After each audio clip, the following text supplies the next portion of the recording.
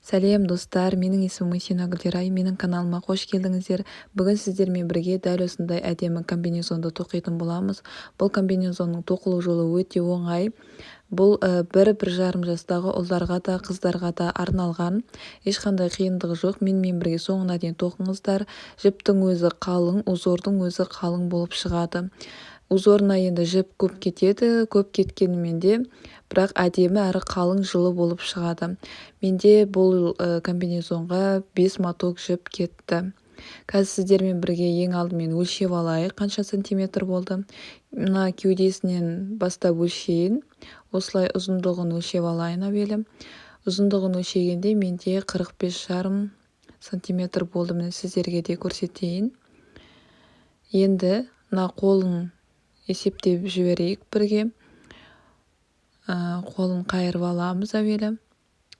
Қолы менде мінекей 32 сантиметр болған.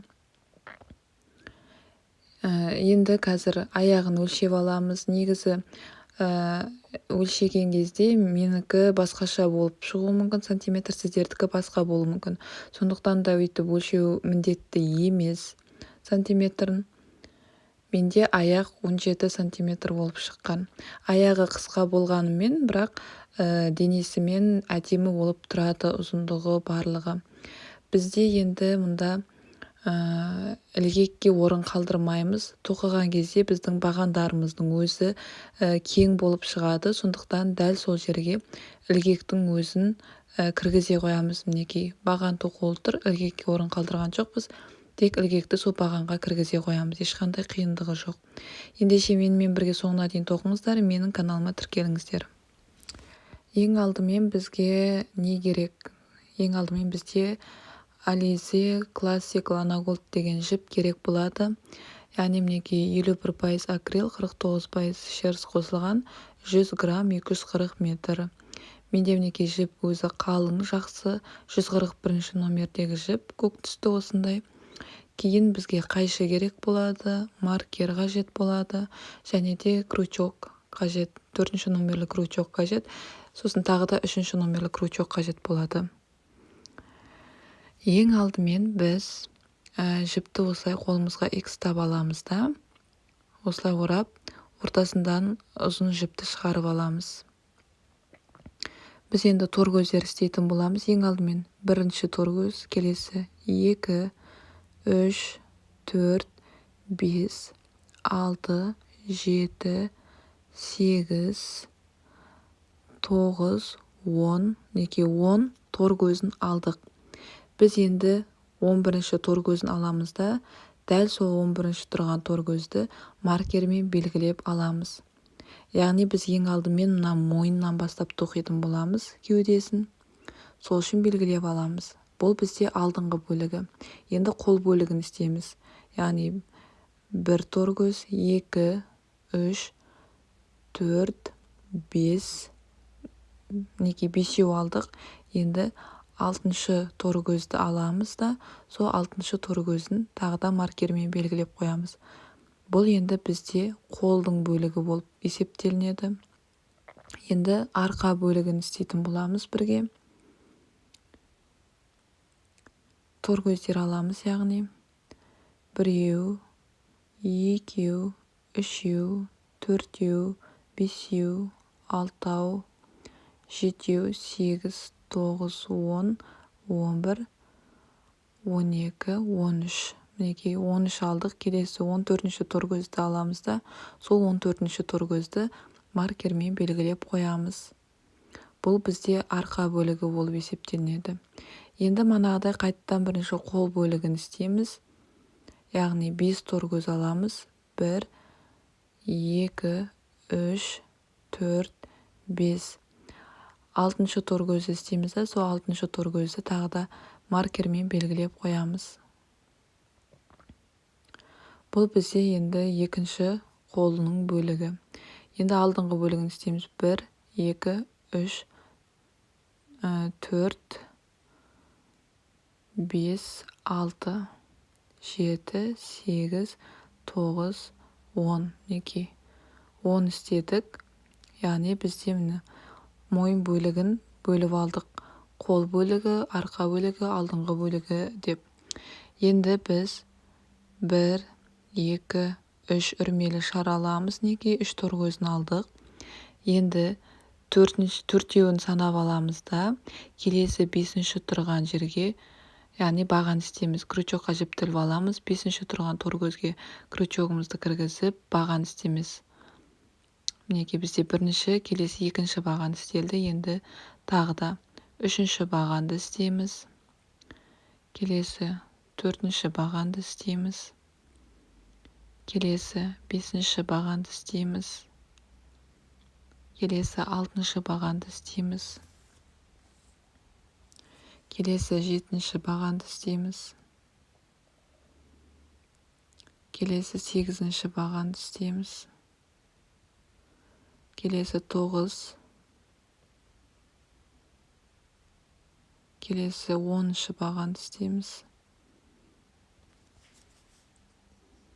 Енді мұнда 11-ші бағанға келдік, яғни 11-ші торгөзге келдік. Ол жердегі маркерді алып тастаймыз да, сол жерден бір торгөзді шығарамыз, яғни бағанның өзін шығарамыз дегенім. Яғни 11-ші бағанды шығарамыз.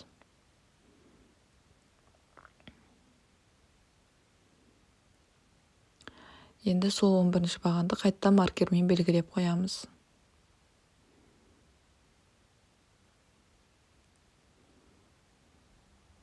Келесі, енді біз келесі алдыңғы бөлігін істедік, енді қол бөлігін істейміз келесі. Яғни 5 бағанды жүргізетін боламыз бұл жерде. Бірінші 5 баған жүргізе аламыз. Бірінші баған. Келесі 2-ші баған. Келесі 3-ші баған. Келесі 4-ші баған. Келесі 5-ші баған. Енді мұнда 6-шы тұрған торгөздегі маркерді алып тастаймыз. Дәл сол жерден енді 6-шы бағанымызды істейміз. Бұны да маркермен қайттан белгілеп қоямыз. Келесі енді дәл солайынан арқа бөлігін түгелімен істейсіздер.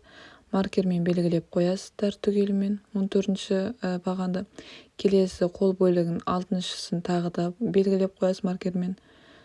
Алдыңғы бөлігін дәл солайынан осылайынан түгел істейсіздер. Мінеки мен түгелімен істедім. Маркермен бірден белгілеп қойдым. Енді келесі қатарды істейміз. Бір үрмелі шарды аламыз, кері қарай аударамыз. Бірінші тұрған бағанға торгөз істейміз. Екінші тұрған бағаннан торгөз істейміз тағы да. Үшінші тұрған бағаннан үшінші торгөзді. Келесі тұрған бағаннан тағы да торгөзді. Мінекей. Осындай торгөздерді, яғни соңына дейін істей бересіздер. Ешқандай өзгеріссіз, ештеңе қоспайсыздар, алмайсыздар.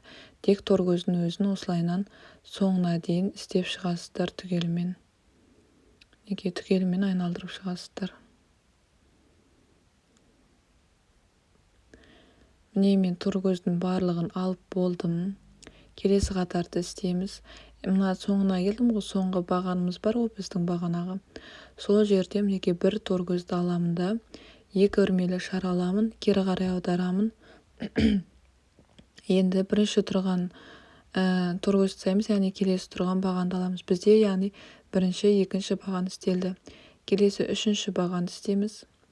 Келесі 4-ші бағанды істейміз. Келесі 5-ші бағанды істейміз.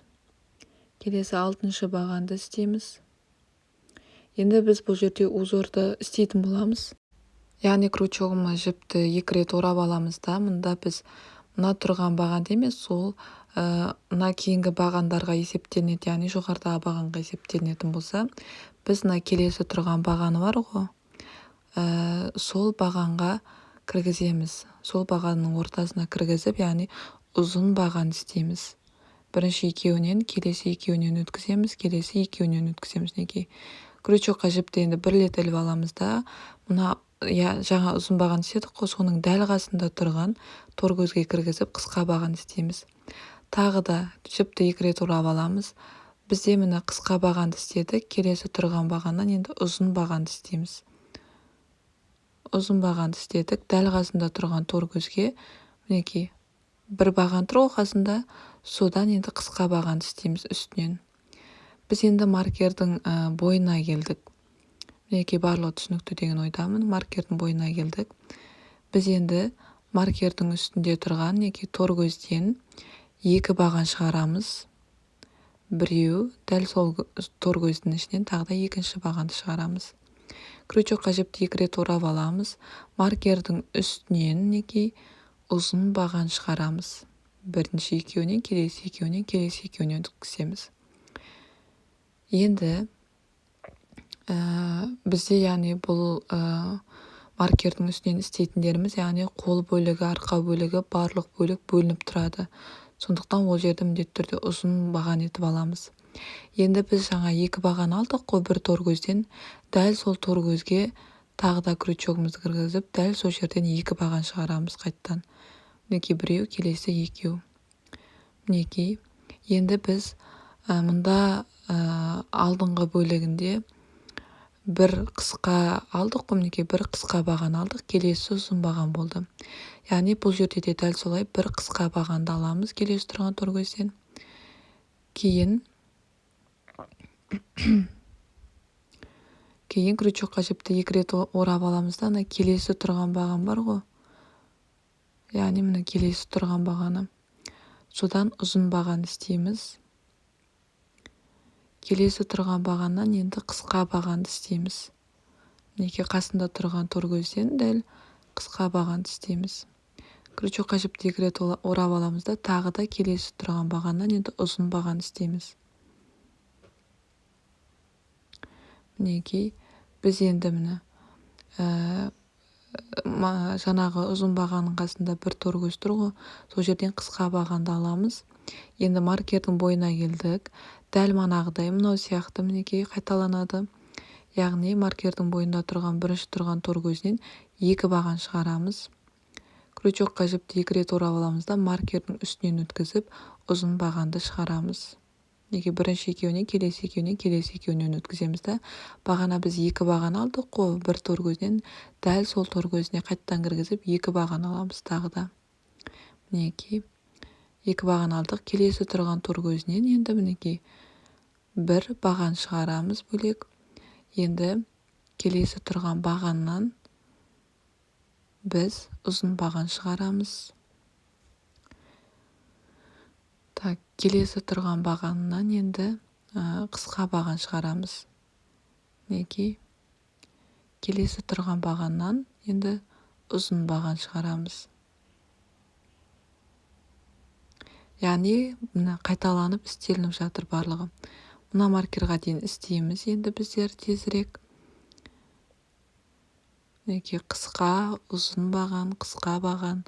Дәл солайынан кезекпен кезек істейсіздер.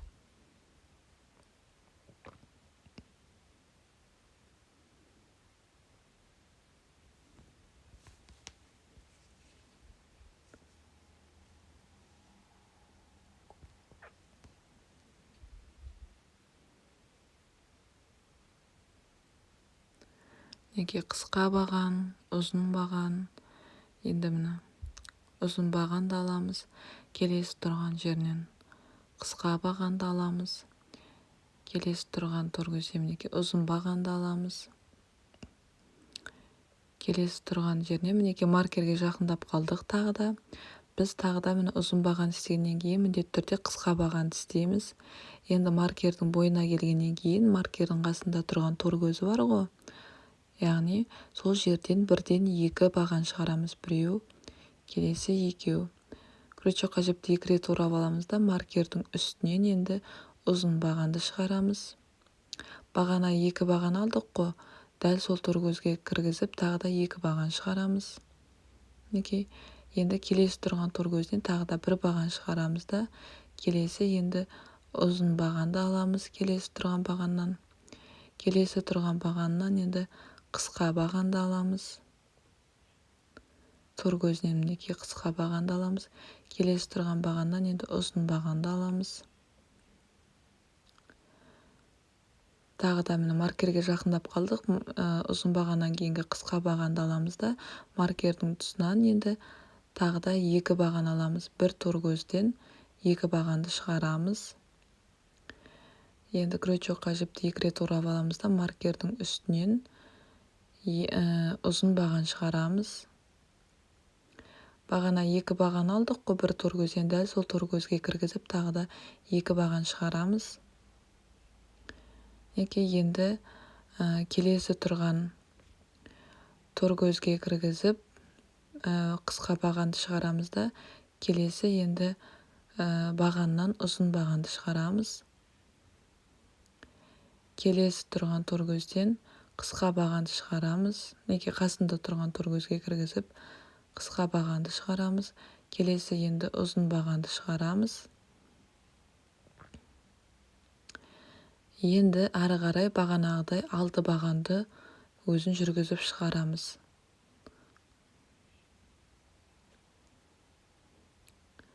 Яғни мінекей бір ұзын бағанды істедік қой. Енді келесі 6 бағанды істейміз. Яғни бірінші, келесі екінші бағанды істейміз. Келесі үшінші бағанды істейміз. Келесі төртінші бағанды. Келесі бесінші бағанды істейміз. Келесі алтыншы бағанды істейміз. Түгелмен істедік, бөлдік. Енді бір үрмелі шар аламыз, кері қарай аударамыз да бірінші тұрған бағаннан бір торкөздің, келесі тұрған бағаннан екінші торкөздің, келесі үшінші торкөз, келесі торкөз, келесі торкөз аламыз. Тағы да келесі бағаннан торкөз аламыз. Яғни дәл осылайынан торкөздерді алып түгелімен айналдырып тоқып шығамыз. Ешқандай нәрсені қоспай түгелімен айналдырып соңына дейін тоқыңыздар. Мен түгелімен тоқып шықтым. Торкөздің өзін алдым тек. Енді 2 үрмелі шар аламыз, келесі қатарды тоқимыз. Енді бізде барлығы анық көрініп тұр. Енді бірінші баған істелді, келесі екінші бағанды істейміз. Келесі үшінші бағанды аламыз, келесі төртінші бағанды аламыз, келесі бесінші бағанды аламыз, келесі алтыншы бағанды аламыз. Енді бұл жерде біз қысқа 7-ші бағанды аламыз да, яғни ұзын бағанның қасына қысқа баған істеу керек қой. Сол 7-ші бағанды алдық. Енді қысқа бағанға келдік. Қысқа бағанның үстіне ұзын бағанды шығарамыз. Қасында тұрған торкөз бар ғой. Яғни бұл ұзын бағанның торкөзі. Сол ұзын бағанның торкөзінің үстіне қысқа бағанды шығарамыз. Енді қысқа бағанның үстінен біз ұзын бағанды шығарамыз.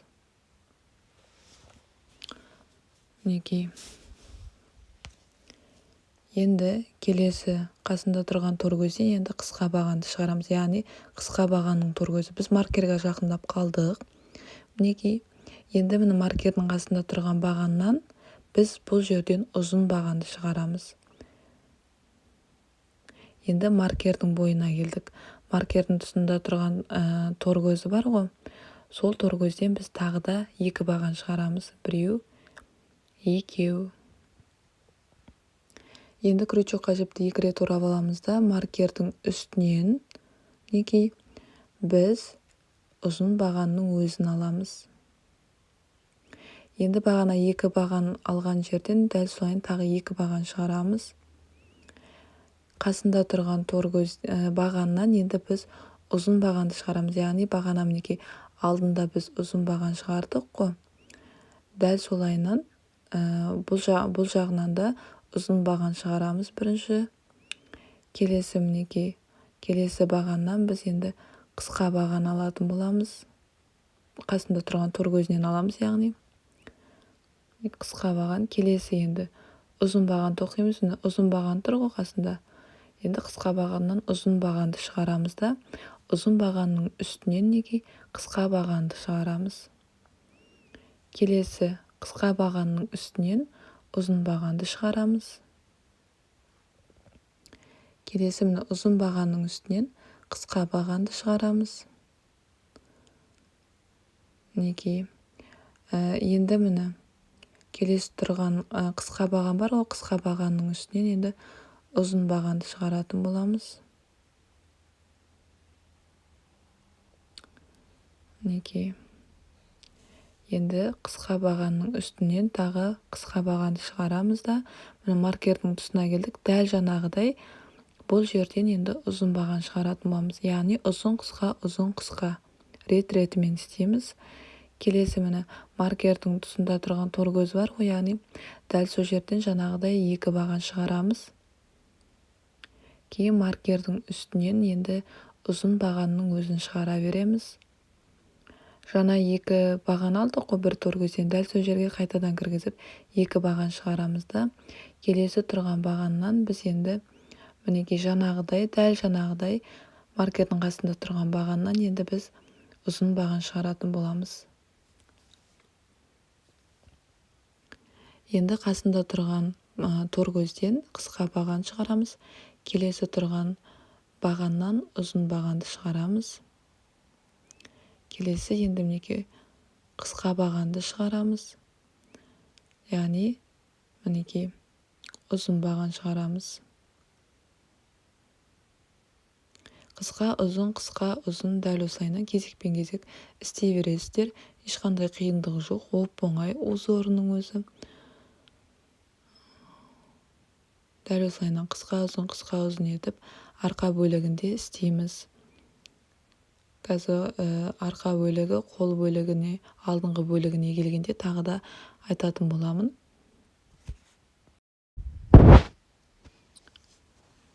Мінекей, яғни қысқа аламыз, тағы да міне соңғы жақтарына жақындап қалдық. Мінекей, соңғысына жақындадық. Яғни міне ұзын баған аламыз. Қасында тұрған тор көзден қысқа бағанды аламыз. Келесі міне маркердің қасына келді, тұсына. Сол жерде міне ұзын бағанды шығарамыз да, маркердің тұсында тұрған тор көзге, үстінде тұрған тор көзден екі бағанды шығарамыз. Маркердің үстінен енді ұзын бағанның өзін шығарамыз. Екі тор көзін алдық қой, бағана екі баған, дәл сол жерден тағы да екі баған аламыз. Маркердің қасында тұрған бағаннан енді ұзын бағанды шығарамыз. Келесі қасында тұрған бағаннан қысқа бағанды шығарамыз. Келесі бағаннан ұзын бағанды шығарамыз. Келесі қысқа бағанды шығарамыз. Келесі енді ұзын бағанды шығарамыз. Мінекей, келесі қысқа бағанды шығарамыз. Мінекей, тағы да қол бөлігіне жақындап қалдық. Мінекей, енді ұзын баған шығарамыз. Келесі тұрған қысқа бағанды шығарамыз. Келесі енді маркердің қасына жақындап тұрған бағаннан ұзын бағанды шығарамыз. Маркердің үстінде тұрған тор көзден біз жаңағыдай екі баған шығаратын боламыз. Біреу, екеу. Енді крючокқа жіпті екі рет орап аламыз да, осы ұзын бағанның өзін ала береміз.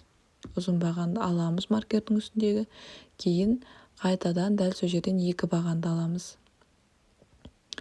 Маркердің қасында тұрған бағаннан енді ұзын бағанды шығарамыз. Қысқа, ұзын, қысқа дәл солайынан қайталана береді. Мінекей, ұзын, келесі тұрған қасында тұрған тор көзден енді қысқа бағанды шығарамыз. Келесі тұрған бағаннан ұзын бағанды шығарамыз. Келесінен енді қысқа бағанды шығарамыз. Келесі енді қысқа бағанның үстінен ұзын бағанды шығарамыз. Бізде мінекей міне соңына келдік, яғни біз бұл жерде жеті бағанның өзін шығарамыз. Жеті бағанды тоқитын боламыз. Біреу, келесі екеу, келесі үшеу, келесі төртеу, келесі бесеу, келесі алтау, келесі жетінші бағанды тоқимыз. Мінекей, бір үрмелі шар аламыз. Мінекей, бізде осындай бөлініп шықты. Узорларымыз өте әдемі.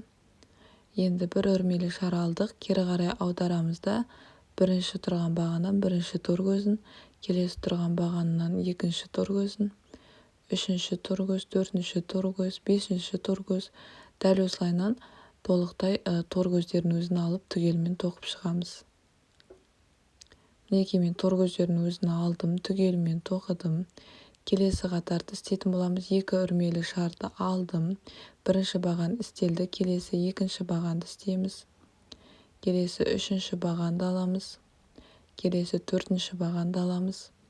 Келесі бесінші баған, алтыншы бағанды аламыз. Енді бұл жерде біз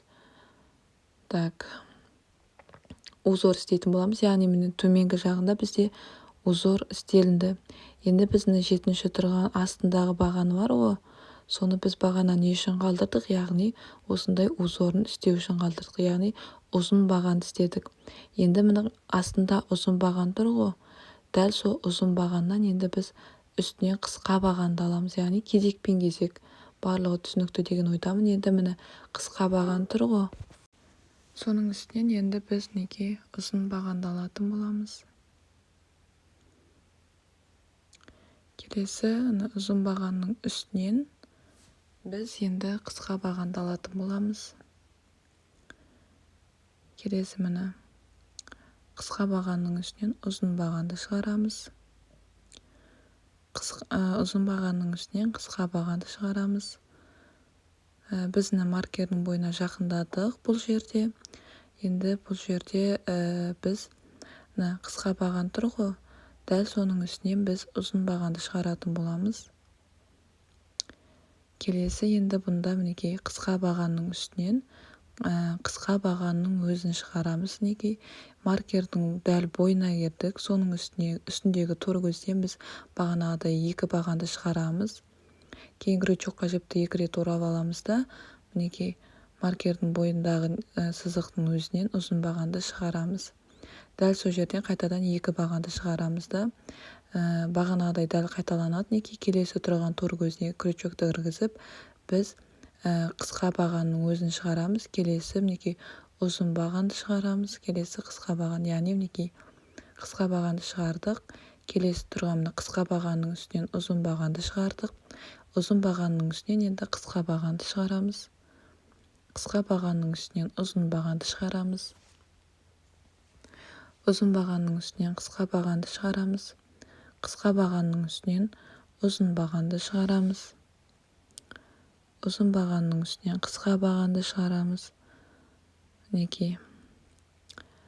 Қысқа бағанның үстінен ұзын бағанды шығарамыз. Тағы да мінекей. Келесі қысқа бағанды шығарамыз. Келесі ұзын бағанды шығарамыз. Келесі қысқа бағанды шығарамыз. Келесі мінекей маркердің бойына жақындадық. Тағы да жаңағыдай міне ұзын бағанның үстінен қысқа бағанды алдық. Енді қысқа бағанның үстінен ұзын бағанды шығарамыз. Міне қысқа баған тұр ғой. Дәл соның үстінен біз қысқа бағанның өзін шығарамыз. Маркердің бойына келдік. Соның үстіндегі тор көзден тағы да екі бағанды шығаратын боламыз. Біреу, екеу. Енді маркердің бойында сызықтан ұзын бағанның өзін аламыз. Ұзын бағанды шығарамыз. Кейін дәл сол жердегі жаңа екі баған алдық қой, дәл сол жерден тағы да екі бағанды шығарамыз. Қасында тұрған тор көзден дәл манағыдай қайталанады бұл жерде. Қысқа бағанның өзін шығарамыз да, міне келесі тұрған бағаны бар ғой, дәл соның үстінен енді ұзын бағанды шығарып, ұзын бағанның үстінен қысқа бағанды шығарамыз. Қысқа бағанның үстінен енді ұзын бағанды шығарамыз.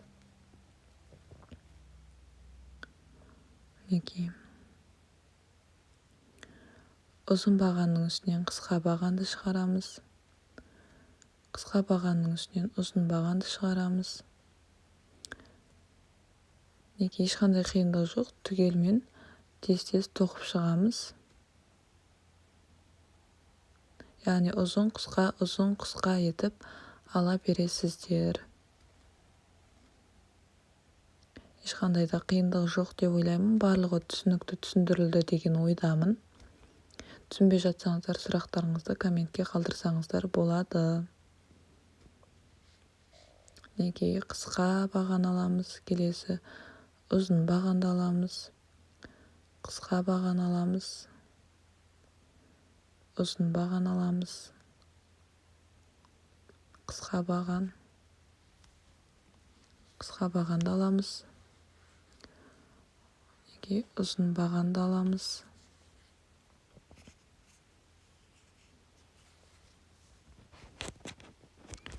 келесі қысқа бағанды аламыз. Маркердің бойына жақындадық тағы да, мінекей екі қысқа баған тұр ғой, соның мінекей ұзын бағанды аламыз. Бірінші келесі қысқа бағаннан қысқа бағанның өзін аламыз. Маркердің үстіндегі тор көзден бірден екі баған шығарамыз. Кейін крючокқа жіпті 2 рет орап алып, ұзын бағанның өзін шығарамыз маркердің бойындағы. Жаңағы екі баған шығарған жерден тағы да дәл сол жерден екі бағанды шығаратын боламыз. Біреу, екеу. Қасында тұрған тор көзден қысқа бағанның өзін шығарамыз, яғни қасында қысқа баған ғой, мінекей дәл сол қысқа бағанның өзін шығарамыз. Кейін мінекей келесі тұрған бағаннан ұзын бағанды шығарамыз. Келесі ұзын бағанның үстінен қысқа бағанның үстінен ұзын бағанды шығарамыз.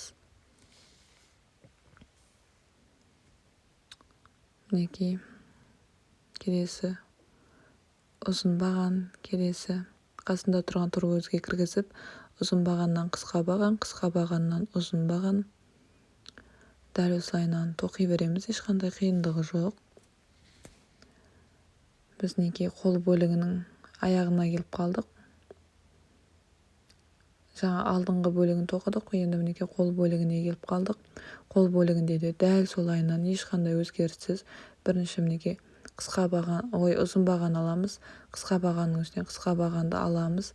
Кейін маркер тұрған тор көзі бар ғой, дәл сол жерден екі баған шығарамыз. Маркердің үстінен ұзын бағанның өзін аламыз. Кейін мінекей жаңағы екі бағаны алған жерден тағы да екі баған шығарамыз. Келесі тұрған тор көзден қысқа бағанды аламыз. Келесі тұрған тор көзден қысқа бағанды шығарамыз. Кейін келесі тұрған бағанынан ұзын бағанды шығарамыз. Ұзын бағанның үстінен енді қысқа бағанды шығарамыз. Қысқа бағанның үстінен ұзын баған шығарамыз.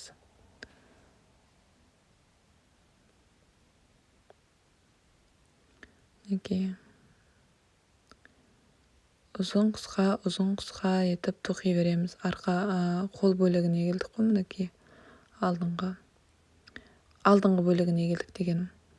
Мінекей ұзын баған шығарамыз. Кейін енді 6 бағанның өзін тоқимыз. 1, 2, 3, 4, 5. Мінекей 6 бағанның өзін тоқыдық.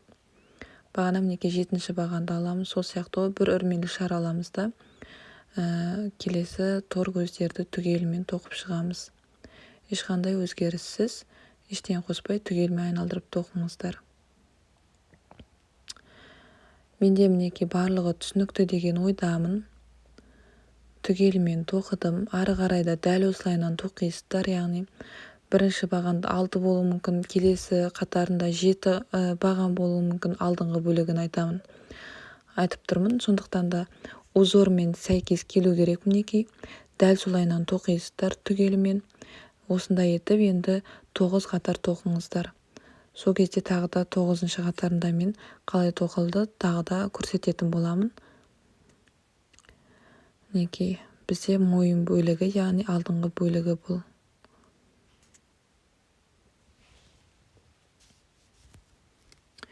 Мінекей мен түгелімен тоқып болдым. Барлығын тоқыдым, барлығы бірдей келу керек.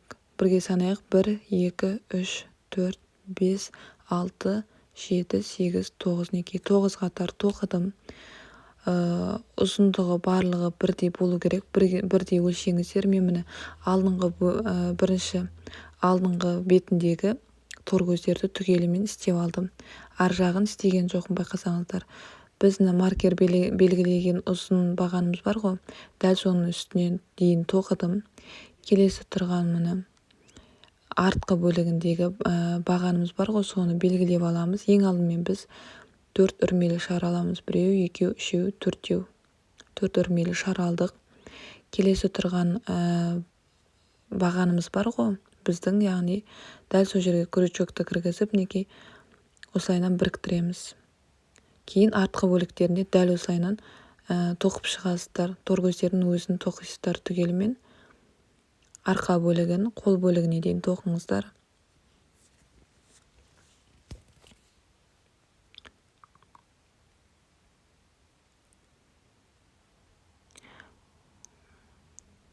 Мінекей мен қол бөлігіне дейін жақындап қалдым. Қол бөлігінде де артқы бөлігі бар ғой, мінекей қол бөлігіне жақындап қалған жері. Дәл сол жердің мен сызығына дейін ғана тоқыдым. Мінекей, дәл міне сызығына келдік. Біз сызығына келдік, яғни мінекей бір тор көзін істедім дәл сызығының үстінен. Бұл жерде де тағы да 4 үрмелі шар алдым. Келесі тұрған мінекей тағы алдыңғы бөлігінің сызығы бар ғой, ұзын баған бар ғой, яғни соның біз мінекей үстінен алып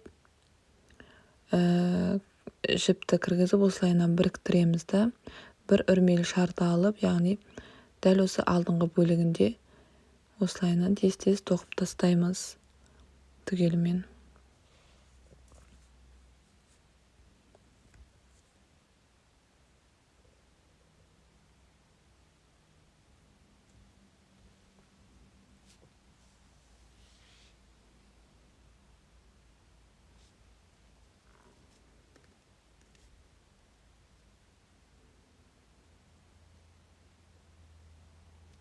Мінекей мен алдыңғы бөлігін түгелімен тоқып болдым. Тор көздердің барлығын алдым. Түгелімен қостым. Бәрін енді 2 үрмелі шар аламын. Кері қарай аударамын. Мінекей. Кері қарай аударамын да. Яғни бірінші баған істеліп тұр ғой бізде. Келесі екінші бағанды аламыз. Келесі үшінші баған. Төртінші баған. Бесінші баған. Мінекей біз мына жерге дейін тоқимыз, яғни бағанағыдай узорларымыз түгелімен тоқыдық. Түгелімен соңғысына қарай келдік, яғни біз бір ұзын баған алдық, бір қысқа баған алдық. Келесі қатарды тоқитын боламыз, яғни келесі тор көздерін. Яғни бұл жерде біз бағандардың өзін тоқимыз. Бірінші бағанды алдық, қысқа баған, яғни тек баған тоқимыз бұл жерде. Келесі тұрған тор көзден екінші бағанды аламыз. Келесі тұрған тор көзден үшінші бағанды аламыз. Келесі тұрған тор көзден біз төртінші бағанды аламыз. Мінекей, енді соңғысында біз ұзын бағанымыз бар ғой, қол артқы бөлігінің. Содан мінекей қысқа бағаның өзін алдық та, крючокқа жіпті 2 рет орап аламыз да. Яғни келесі тұрған тор көз бар ғой, мына ұзын бағанның қасында қысқа баған тұр ғой. Яғни сол қысқа бағаннан біз ұзын бағанды шығарамыз да, ұзын бағанның үстінен қысқа бағанды шығарамыз. Қысқа бағанның үстінен ұзын бағанды шығарамыз. Яғни бағанағыдай қысқа ұзын етіп дәл осылайынан тоқи береміз. Бізде мінекей дәл осылайынан тоқимыз. Мына қол бөлігінде тоқыдық ашық жерін. Кешіріңіздер. Қол бөлігін мінекей тоқыдық қой түгел. 4 несін түгелімен дәл сол жерге дейін тоқисыздар да, жаңағыдай етіп дәл солайынан тоқисыздар да, соңына келгеннен кейін тағы да тор көздерін тоқисыздар. Келесі қатарында айтатын боламын дәл осы жерін қалай тоқу керектігін. Мінекей достар, мен түгелімен айналдырып тоқып шықтым.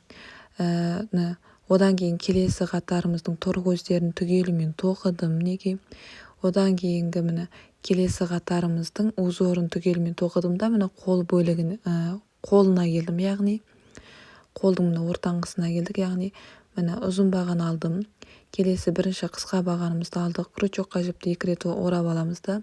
Келесі тұрған бағаннан мінекей бұл жерде енді ұзын бағанды шығарамыз.